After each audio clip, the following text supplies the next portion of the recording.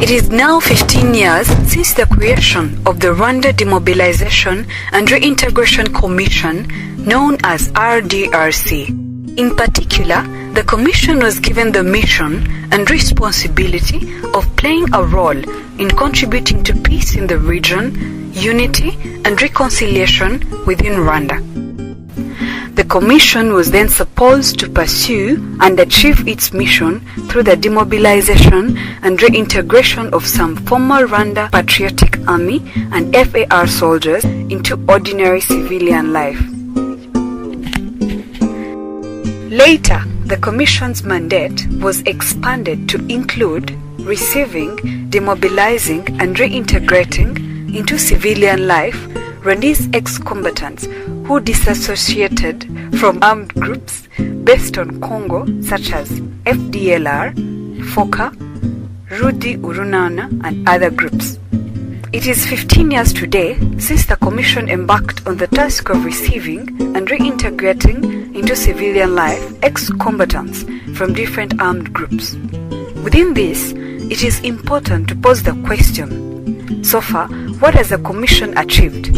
In particular, what has been and is the actual role and contribution of the Commission to peace in the region, unity and reconciliation in the country? In order to better understand the role of the Commission in contributing to peace in the region, unity and reconciliation in the country, we can start from the life of Lieutenant Colonel Denis Murego. Lieutenant Colonel Denis Murego joined Habyarimana's FAR army in 1987. After the defeat of FAR in 1994, Murego fled to Congo, formerly Zaire, with the remnants of the regime.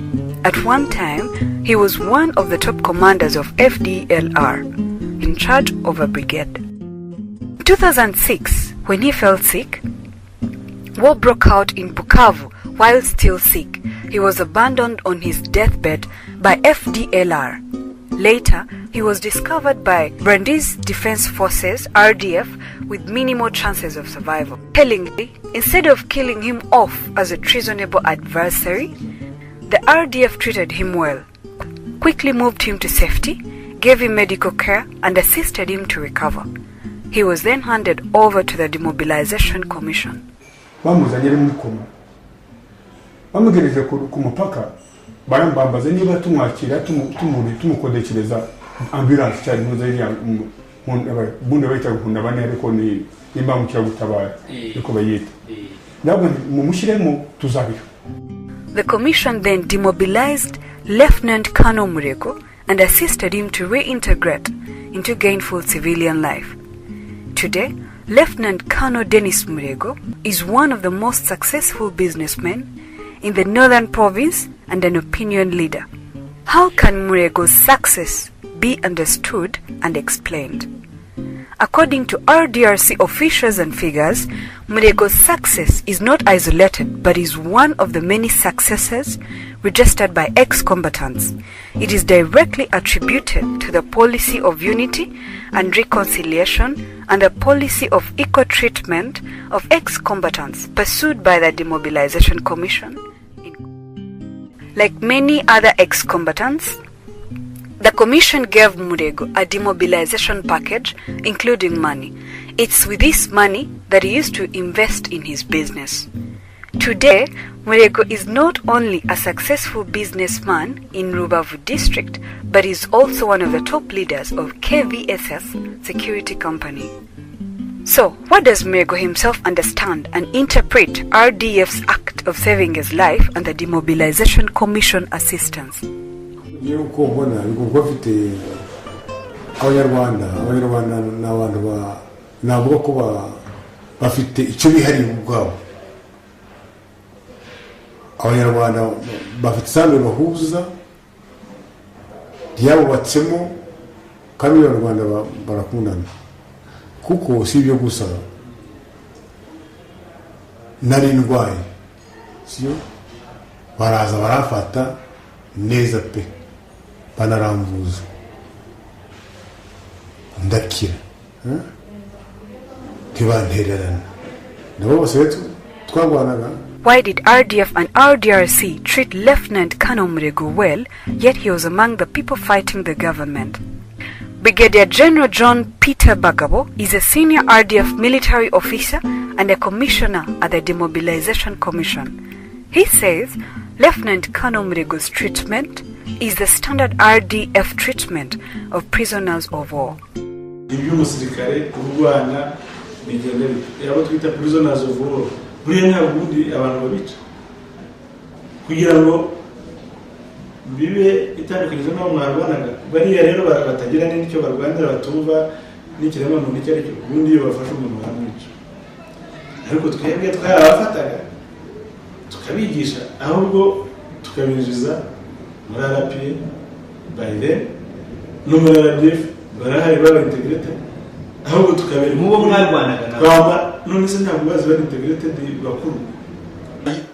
Jerome Dayima usesiwe assistant wa General Bingira ni umungi yabonye na promotion ubundi yari General de Brigade ariko ubu yabaye General Major siwese umukurikira ntabwo ari wenyine hari na Colonel Karegiye ubu ba Regional Commander we Karegiye ubwe ashinzwe intara y'Amajyaruguru ni wiyo yaje avuye hakurya mu gicengezi.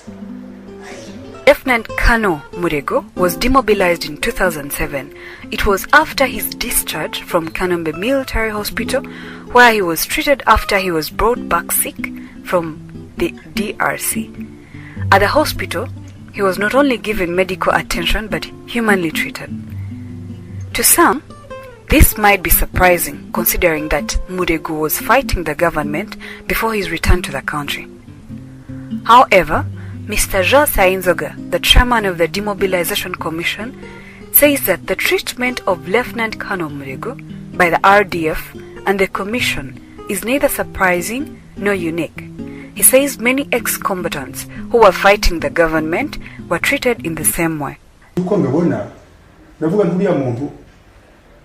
Arandwanya ariko ndwanya kujya mu garuke mu Rwanda arukunda nkuko ndukunda reka murashe iki gihugu kigarukemo tukibanemo mwereke ko imitekerereze yavugaga yuko agomba kuba mu iki gihugu wenyine irafutana kuko kuva kera umunyarwanda wese yarwanira ko mu Rwanda karengera umunyarwanda n'ibivugo byacu nta bivuga ngo kuyisha umunyarwanda bivuga ko wishe umuntu uje kwica umunyarwanda. Likewise, RDRP coordinator Mr. Muson Francis says the work involves implementing the provisions of the Constitution, such as Article 10, which states that Rwandans are sacred and inviolable, and all states' organs required to respect, protect and defend them without exception. To him, this was what was done to Lieutenant Colonel Murego.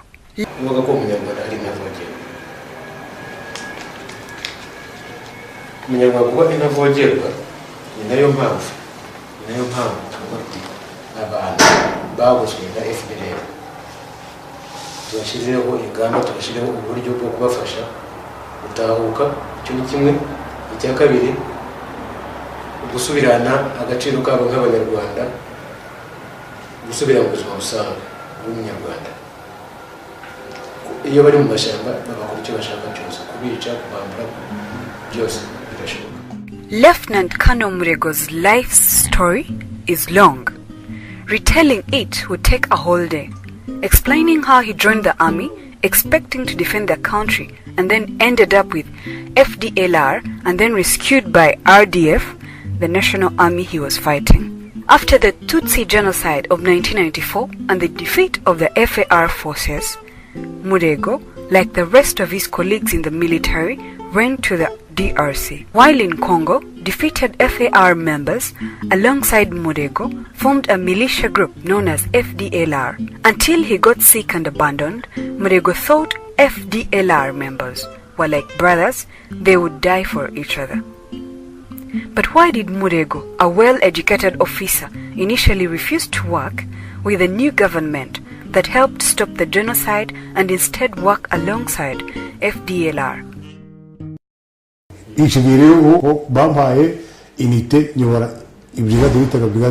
Murego explains that he decided to join forces with his defeated colleagues because he thought they were friends and facing a common enemy. ariko gutera u Rwanda byo bikinarimo uko twavuze ko byaze bikunze tuzataha kare dutsinze cyane cyane ko harutwaga abahubiri nibo batubwira ngo muhumure ngo Imana ngo yaravuze ngo iri kumwe natwe ngo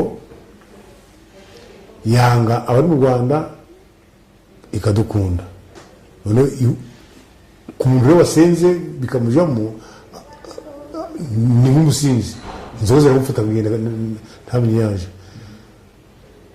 bavuga bati twasenze Imana yavuze ko igihugu nzakibaha ko barazabakura mu nzabirukana kuvuga tuti ubwo Imana yavuze izabikora. However, to Lieutenant Colonel Murego, because the reasons of their fighting were ideologically empty, it didn't take long for the people he called friends that started suspecting him and some of his colleagues of betrayal, leading to splits. gacaca ubundi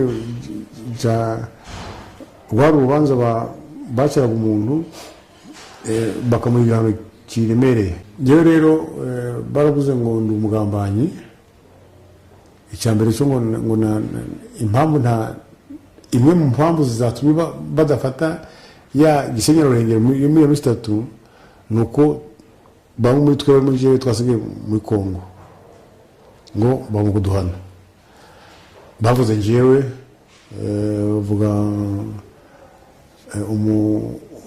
nura mu general Jerome ukwego mu kunyura muri Sud Kivu. Murego realized the true beliefs of FDLR top leadership when he fell sick.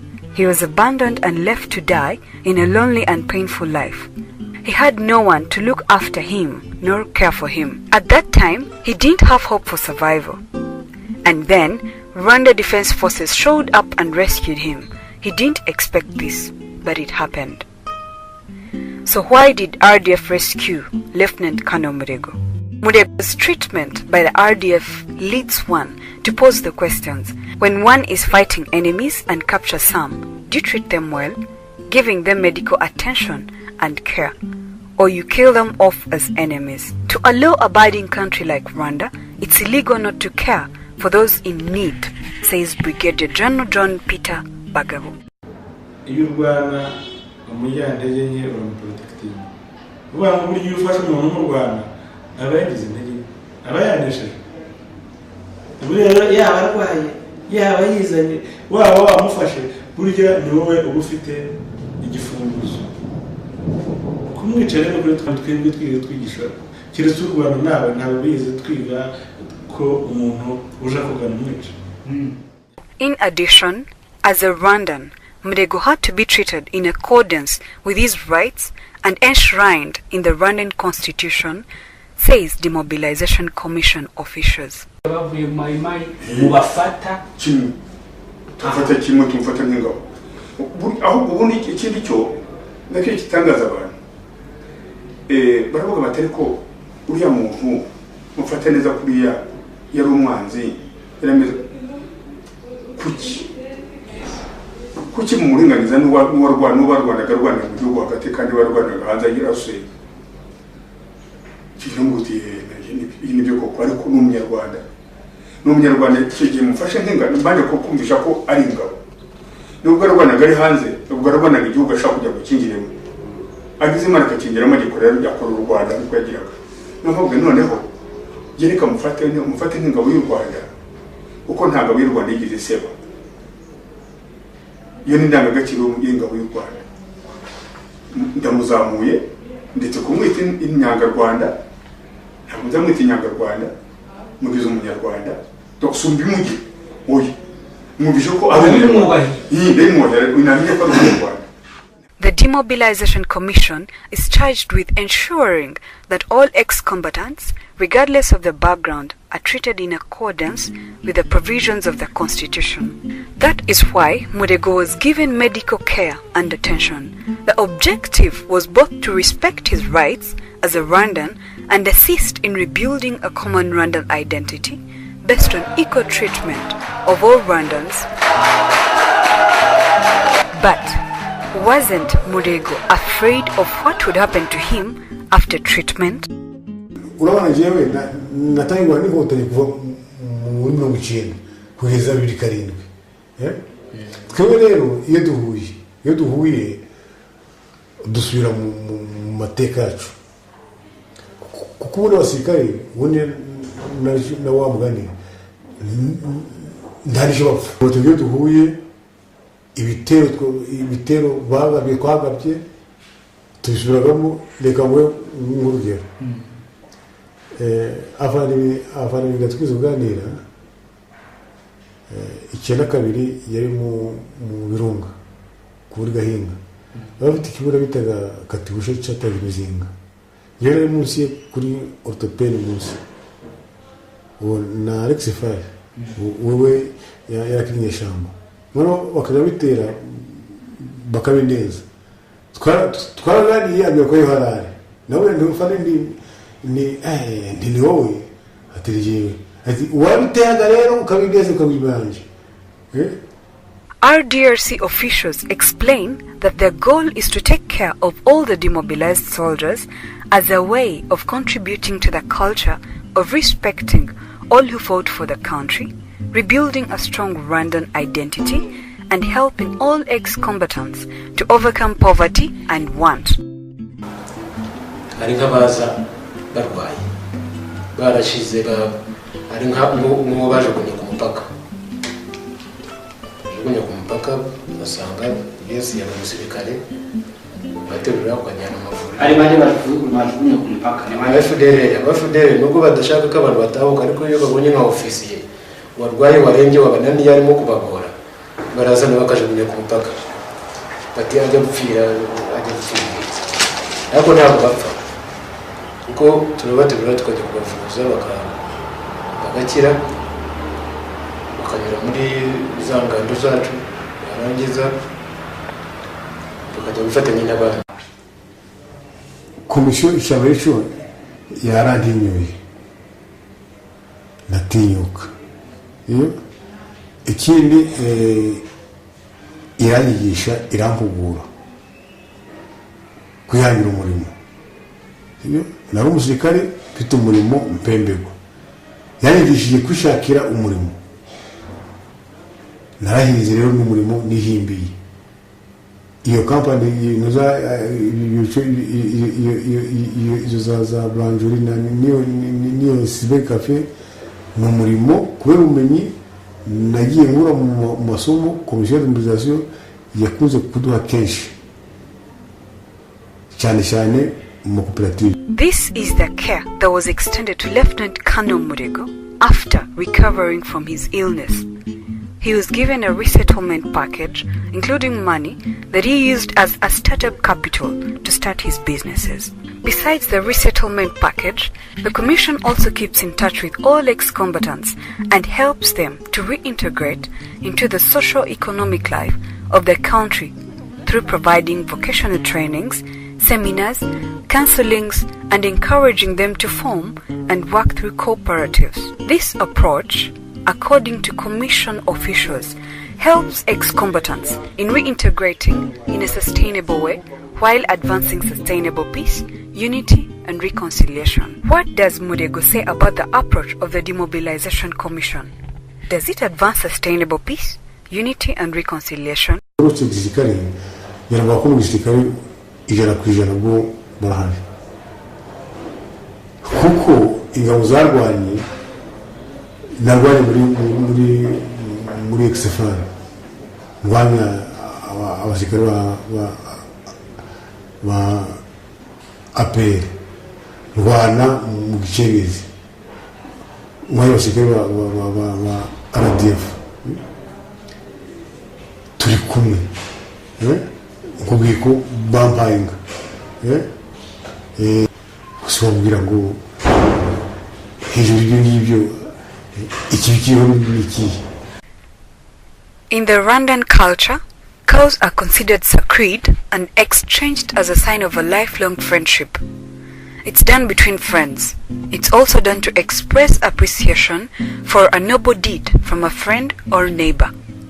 However, the person who gave Murego a cow upon his demobilization is a man who used to be in the Rwandese Patriotic Army, the force that defeated Murego's FAR, the army that Murego confirms he started fighting in 1990. So, what does the exchange of cows say between the two men and relations between Rwandans who used to be on opposing sides in the past? Murego yarahungutse yari sinefsa n'umuntu ukomeye ariko ahereye kuri zero numva muhaye inka mu buryo bw'ubumwe n'ubwiyunge no kugira ngo anyiyumvemo ubundi mu Kinyarwanda inka n'umugeni ni ibintu bihuza abantu mu Kinyarwanda.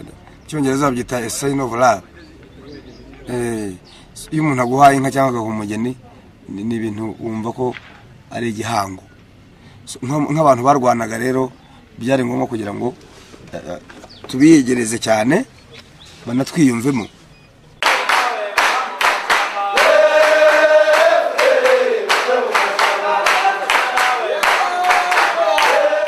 Besides exchanging of cows as a sign of reconciliation and friendships between ex-combatants, formerly from opposed military groups, the Commission also has programs that assist all ex-combatants to both reintegrate in their hills and get to know each other better to build trust as a basis for unity and reconciliation. But why does the Demobilization Commission treat all ex-combatants in the same way, yet some were fighting the government while others were defending the country? Twishyira mu bikorwa hanyuma igihugu cy'akaruma ubumwe bw'Abanyarwanda bubyara umutekano w'Abanyarwanda n'undi. Icyo gituma yavuyemo tukamuhugura akabifata neza ntagire ibindi bimurangaza atera imbere kandi akunguka gakira. Abenshi bamaze kugira inganda, abandi bamaze kugura amamodoka, abandi bubatse amazu, ubu n'abakiri ari nabavuye muri Kongo benshi bagakora ubucuruzi ntihagere. Erega nagira amaze kubwira yamaze gusezererwa akaba yiswe wavuye ku rugerero. Twebwe ntitureba ngo yavuye muri Kongo nangwa yavuye hehe. Yitwa wavuye ku rugerero kubera ko aho avuye afite abasanze nibo yigiraho gukomeza ubuzima. Iyo amaze kuva ku rugerero akava muri ya centre ya Mutobo nangwa akaba avuye handi asezerewe yitwa wavuye ku rugerero, tumufata nk'undi munyarwanda wese uvuye ku rugerero. Ariko ayo mafaranga nakwemera bwa mbere kubera nk'uwa Mutobo yatumye nshinga cafe internet mu Ruhengeri. Cafe internet y'inzicuruza cafe ndandika ndafotora mfite abakozi bagera kuri bane mbemba 20 buri muntu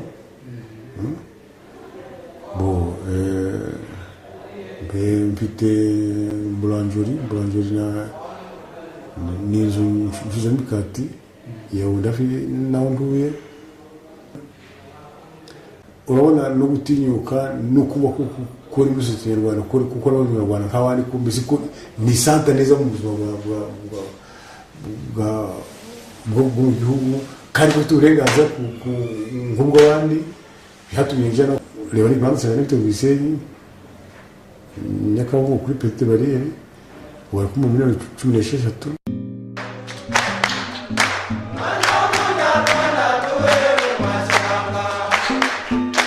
Rebuilding a new Rwanda for all Rwandans informs their policy of equal treatment for all ex-combatants regardless of how or where they were born or with whom they fought in the past.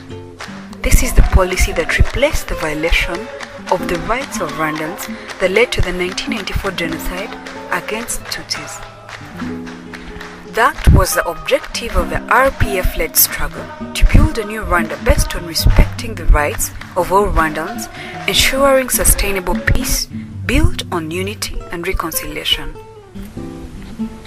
The Demobilization Commission's mission of ensuring unity and reconciliation is especially advanced through its policy of encouraging and helping ex-combatants to form and join cooperatives.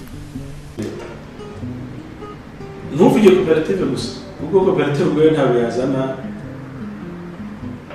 bamwe n'ubwiyunge nuko bahuriyemo se baryana wenda reka dufate umurenge akagari umudugudu abantu barimo ubundi batuye hamwe bakwiye kuba bumva kimwe ariko nta politiki nziza iyi politiki ya cooperatives ni urugero rugaragara no mu bindi bihugu ko yateye imbere abayakoresheje neza iyo rero abantu batuye hamwe bahuje ibibazo n'ibisubizo by'ibibazo byabo bigomba gusa the approach ni uko abantu bagomba kuba mu makoperative hari ibindi bibazo umuntu gukora ku giti cye. Through cooperatives, ex-combatants from different backgrounds not only work together for profit, but get a deeper understanding of each other, which helps them to overcome mistrust and past prejudices. The Commission also helped Lieutenant Colonel Murego to understand the benefits of working through cooperatives.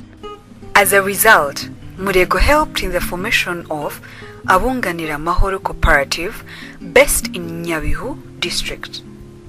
Murego is the cooperative's president.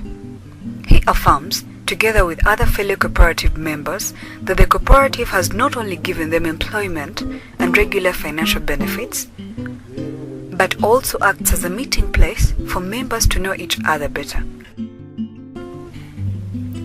Besides receiving, demobilizing, and reintegrating ex-combatants into civilian life, the Demobilization Commission also receives minors returning from DRC. These are initially taken to Muhoza Child Rehabilitation Center, based in Musanze district. The center rehabilitates the children, educates, and helps them to resettle into ordinary life, including assisting them to reunite with their parents and relatives. The children are also taught technical skills that enable many to either employ themselves or get employment. Many are now working.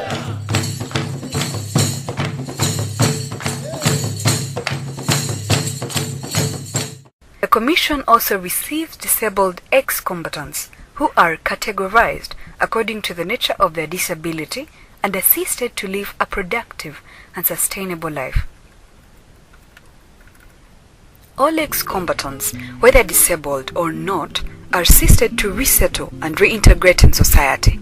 Due to the Commission's clear successes and achievements in reintegrating ex-combatants, where over 78,000 have fully been reintegrated and have sustainable livelihoods, many outsiders come to learn from its experience. Because of the success of the Commission, even foreigners who visit call upon Rwandans still in exile to return because the country is not only safe and on the development course, but they will also be well treated and assisted to resettle. This program is your program. This is the Rwandese program, Rwandan management, this is a Rwandan center, is your program. All the other programs tend to be assisted by external aid, by donors. Of course, the preferable one is the homegrown solution. The homegrown solution for their own people is more sustainable. You know your own people better. So of course it's the preferable solution. But unfortunately, other countries are not as well organized, nor do they have the resources that you have to organize this kind of a program. But certainly the lessons learned from here is applicable to also other countries. The Demobilization Commission has achieved both in helping ex-combatants to resettle as well as advancing unity and reconciliation. To Chairman Ja Sainzoga, these achievements are informed by the principle of equal treatment of all ex-combatants. According to the Demobilization Commission's officials, the policy of treating all ex-combatants equally has roots in the principle of equal treatment of all Rwandans as national and blood brothers and sisters that the RPF fought for and eventually enshrined in the Constitution in 2003. It is this policy of equal treatment of all ex-combatants that has enabled 90% of all the demobilized to be fully integrated into the socio-economic life of the country. To the Commission, this equal treatment of all ex-combatants, and where all Rwandans are inviolable, is an important cultural value and fundamental principle enshrined in the Constitution that future generations should inherit and institutionally protect. In treating all ex-combatants equally, the Commission helps both put in practice the constitutional provisions while implementing Vision 2020 by assisting all ex-combatants to get sustainable livelihoods, largely based on education and vocational trainings.